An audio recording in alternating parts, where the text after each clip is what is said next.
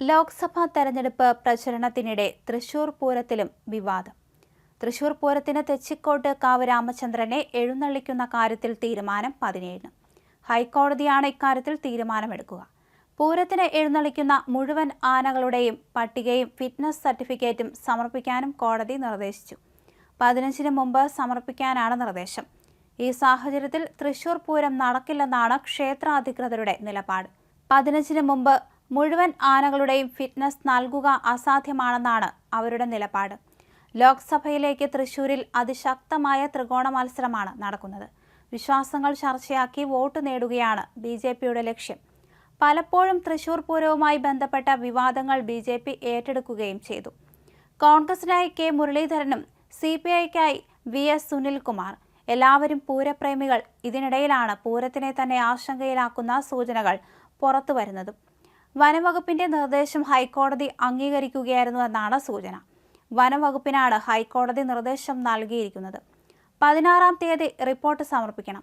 Chief wild life warden പുറപ്പെടുവിച്ച ഉത്തരവ് കർശനമായി നടപ്പിലാക്കണമെന്നും കോടതി നിയോഗിച്ച അമിക്കസ് ക്യൂറി ആനകളെ പരിശോധിക്കണമെന്നും ഹൈക്കോടതി നിർദ്ദേശിച്ചു. ആനകളെല്ലാം കേരളത്തിന്റെ പല ഭാഗത്താണുള്ളത്.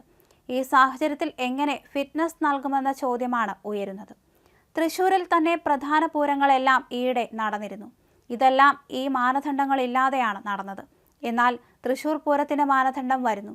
ആരോഗ്യ പ്രശ്നങ്ങളും മതപ്പാടുമുള്ള ആനകളെ പൂരത്തിൽ പങ്കെടുക്കാൻ അനുവദിക്കില്ലെന്നും കോടതി വ്യക്തമാക്കി. പൂരത്തിന് കൊടിയേറാനിരിക്കെയാണ് കോടതിയുടെ നിർദ്ദേശം പുറത്തുവരുന്നത്. 19-നാണ് പൂരം നടക്കുക. ഘടകക്ഷേത്രങ്ങളിൽ ഒന്നായ ലാലൂർ ക്ഷേത്രത്തിൽ രാവിലെ കൊടിയേറ്റ് നടന്നു. പാറമേക്കാവ്, തിരുവമ്പാടി ദേവസ്വങ്ങളിലും കൊടിയേറും. തെച്ചിക്കോട്ടുകാവ് രാമചന്ദ്രൻ പൂര എഴുന്നള്ളിപ്പിനുണ്ടാകുമെന്ന പ്രതീക്ഷയിലായിരുന്നു പൂരപ്രേമികൾ. ഇതിനിടയിലാണ് നിർദ്ദേശം വരുന്നത്.